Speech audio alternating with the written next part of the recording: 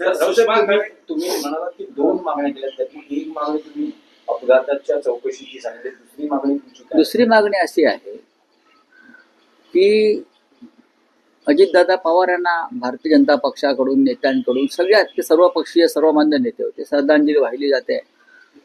अजित पवारांना श्रद्धांजली वाहण्यासाठी पान जाहिराती दिल्या एका दुसऱ्या पक्षानं, सरकारनं नाही तर भाजपनं. हे कौतुकास्पद आहे की आपल्या एका आघाडीतल्या सहकार्यासाठी अशा प्रकारे श्रद्धांजली वाहणं महाराष्ट्रभरात हे कौतुकास्पद आहे. पण याच भारतीय जनता पक्षानं दादांवरती 70,000 कोटीचा सिंचन घोटाळ्याचा आरोप केला आणि त्यातलं काहीच ते सिद्ध करू शकले नाहीत. तो सगळा आरोप प्रधानमंत्र्यांनी केला, भाजपने केला, देवेंद्र फडणवीस यांनी केला. माझी अशी विनंती आहे, मी मागणी मांडली, माझी विनंती आहे, दादांवर जर खरोखर आपलं प्रेम असेल भाजपचं, जे आपण जाहिराती दिल्या, तर दादांवरील जे आरोप आपण भाजपने केले, प्रधानमंत्र्यांनी केले, ते आरोप तुम्ही मागे घ्या. तीच त्यांना खरी श्रद्धांजली ठरेल.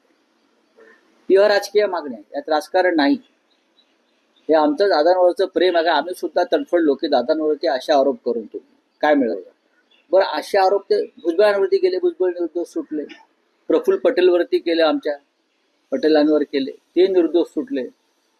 सगळ्यांवरती आरोप करून निर्दोष सुटले. आमच्यावरती आरोप केले, आम्ही तुरुंगात गेलो. उद्या भविष्यामध्ये कोर्ट आम्हालाही सोडेल. पण अजितदादा आपल्यात नाहीये. नुसता श्रद्धांजली आणि जयंत्यांच्या वेळेला श्रद्धांजली वाहू नका. त्यांच्यावर जे तुम्ही आरोप केले होते 70,000 कोटी, खळबळजनक आरोप प्रधानमंत्र्यांनी केला, देवेंद्रजींनी केला, ते आरोप तुम्ही आता विनाट मागे घेतले पाहिजे की आरोप खोटे होते. तीच अजितदादांना खरी श्रद्धांजली ठरेल. यात मी काही चुकीचं बोलत नाही. यात राजकारण नाही. कसलं कोर्ट बिर्ट, कुठली केस आहे कोर्टामध्ये? प्रत्येक वेळेस फडणवीसांना हा प्रश्न विचारला गेला, कुठले केस आहे कोर्टामध्ये सांगा ना. मागे घ्या, सरकारने टाकली असेल ना. आरोपच खोटा आहे.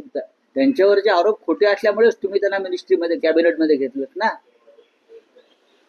त्यांच्यावरचे आरोप हे बकवास, खोटे, बनावट असल्यामुळेच त्यांना तुम्ही तुमच्या मंत्रिमंडळात घेऊन माझे जवळचा मित्र, सहकारी, खंदा सहकारी वगैरे आता जे म्हणताय ते कशा करता? किंवा प्रधानमंत्र्यांनी श्रद्धांजली वाहिली, उत्कृष्ट प्रशासक, पारदर्शक राजकारणी वगैरे वगैरे, आणि गृहमंत्र्यांना खास सरकारतर्फे पाठवलं ना त्यांना श्रद्धांजली वाहायला, किंवा भाजपचे अध्यक्ष आले नितीन नवीन. याचा अर्थ ते निर्दोष आहेत म्हणून तुम्ही आला. मग अशा निर्दोष व्यक्तीवरती केलेले आरोप मागे घेणं ही त्यांना खरी श्रद्धांजली आहे.